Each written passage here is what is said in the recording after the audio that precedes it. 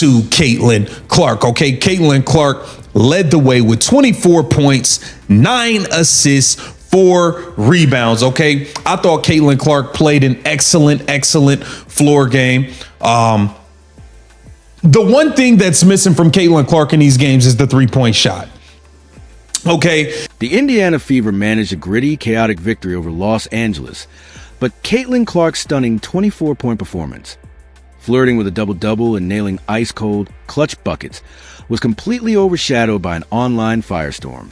While fans desperately craved this version of relentless, locked-in Clark commanding the floor after weeks of heavy criticism and roster turbulence, the narrative instantly shifted from celebration to absolute outrage. Despite Clark injecting pure adrenaline into the arena from the opening tip, Indiana's offense repeatedly stalled out, triggering massive frustration as they failed to put the sparks away. The breaking point arrived in a single high-voltage sequence that immediately went viral. Clark appeared completely unguarded at a critical juncture, yet Kelsey Mitchell seemingly froze her out, sending the possession in an entirely different direction. Within seconds, social media exploded with slow-motion replays and hyper-analyzed clips as furious supporters demanded to know why the game's hottest hand was ignored.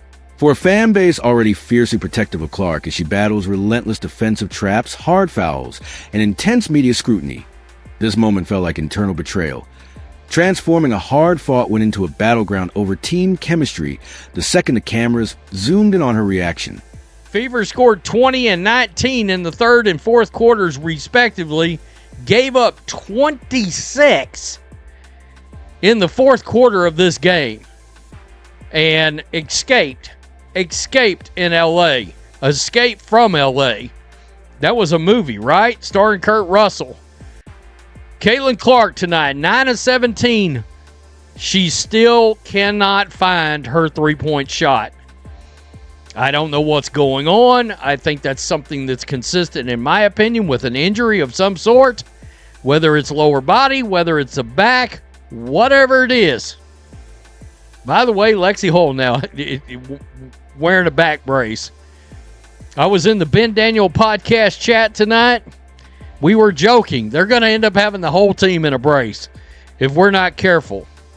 9 of 17, 1 of 7 from three-point range, 9 assists, 24 points for Caitlin Clark. Kelsey Mitchell, 23 points, 9 of 17, 3 of 9 from three-point range. Sophie added in some valuable points tonight. She had 7 rebounds, 12 points. Monique Billings, 8 rebounds, 9 points in this ball game. The instant the camera zoomed in, supporters immediately claimed they spotted raw frustration.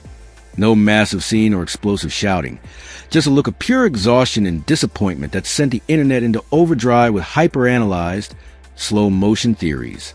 As the drama unfolded online, the actual game deteriorated into a high-stakes stress test as Los Angeles capitalized on Indiana's compounding mistakes, refusing to let what should have been a comfortable Fever blowout slip away quietly.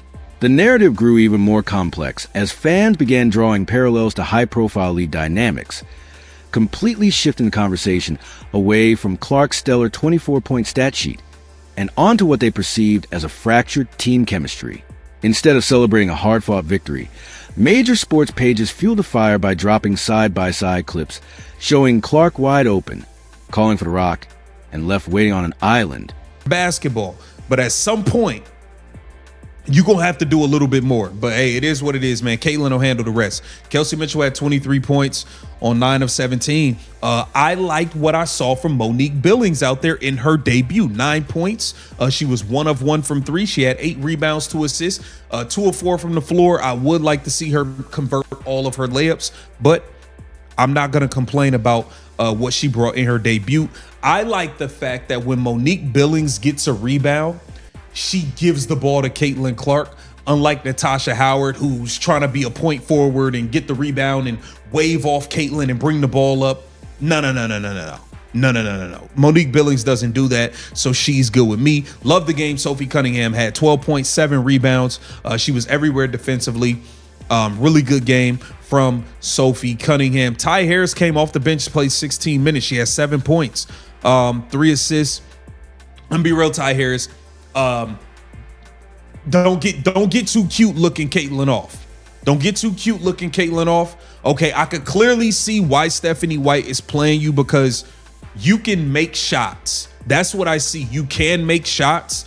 That's why I guess you're playing over Raven Johnson. I still might prefer Raven Johnson, but Raven Johnson don't give you nothing on offense. So it kind of seems like Stephanie White's gonna go with Ty Harris. But don't start looking Caitlin off too much in the half court. I don't want to see that no more. I don't want to see that no more. Ty Harris played okay today. Dantas struggled, 1 of 4 from 3. If Dantas not making her 3, she can't bring you nothing. Michaela Timpson only played 9 minutes. Maisha Hines Allen played 11 minutes. Overall, I thought it was an okay game from the Fever.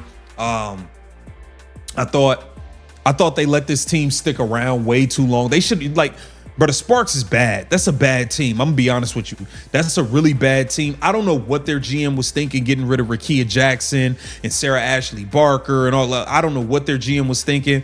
Ariel Atkins was awful. Ariel Atkins was terrible today. And I'm gonna be honest with you, I can't remember the last time I watched Ariel Atkins play good basketball. I don't know what that Sparks GM was doing, but this roster looks atrocious.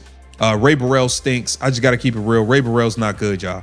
Ray Burrell, she's okay, but she's long, but she's not good to me. I'm sorry. She's toolsy, but she's not good. But Kelsey Plum did her thing, 25 points. She had a big fourth quarter. De'Arica Hamby had 16 points on 6 of 8. Caitlin Clark, man. Caitlin Clark, I think, is the best player in the league. Caitlin Clark has to find her 3-point shot. I'm telling you, once she find her 3-point shot, it's over. It's over. And I don't know what Stephanie White has done. She's not making threes right now. Supporters immediately weaponized those side-by-side clips as undeniable proof of a deeper, systematic issue, flooding social media with fierce complaints that their generational superstar is being systematically frozen out while carrying the entire roster on her back. This digital backlash intensified exponentially late in the game when cameras captured Clark looking visibly exasperated after yet another disorganized, broken possession, shifting the fan base's focus completely away from the actual victory. At this point, the win barely mattered. The overriding narrative became a high-stakes drama of a lone superstar fighting an uphill battle while internal friction mounted around her. While social media rallied to praise high-energy teammates who visibly support and uplift Clark on the floor, the criticism directed at the rest of the offense reached a deafening crescendo. Uncomfortable questions are now trending globally. Is Indiana actively wasting a historic rookie campaign?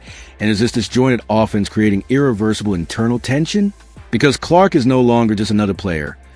Every missed pass, facial expression, and viral replay is microanalyzed under a massive magnifying glass. Now, the entire basketball world is locked in, because despite saving the day with a gritty 24-point masterclass, Fever fans are convinced that something behind the scenes is deeply, fundamentally broken.